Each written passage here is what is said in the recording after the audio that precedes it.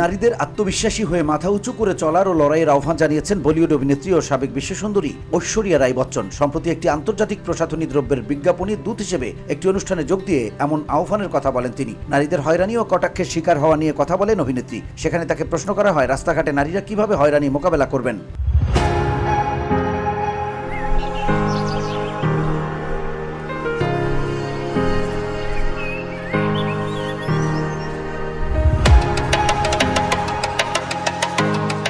এমন প্রশ্নের উত্তরে ঐশ্বরিয়া রাই বচ্চন বলেন, নারী হেনস্থার জন্য কখনোই তাদের পোশাক বা সাজসজ্জাকে দায়ী করা উচিত নয়, বরং নারীদের আত্মবিশ্বাসী হয়ে মাথা উঁচু করে চলার এবং প্রয়োজনে নিজের জন্য লড়াইয়ের আহ্বান জানান।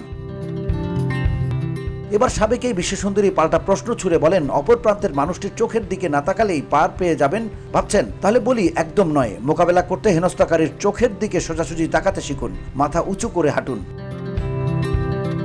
নারী হয়রানি মোকাবেলায় আত্মবিশ্বাসের উপর জোর দিয়ে অভিনেত্রী বলেন, নারীদের ভাবতে শেখা উচিত, আমার শরীর আমার সম্পদ। নিজের মূল্য নিয়ে কখনোই আপোষ করবেন না বা দ্বিধাদ্বন্দ্বে ভুগবেন না। আত্মবিশ্বাস ধরে রাখুন এবং প্রয়োজনে নিজের জন্য নিজে উঠে দাঁড়ান এবং লড়ুন, কিন্তু কখনো নিজের সাজ পোশাক বা লিপস্টিকের রঙকে দোষ দেবেন না।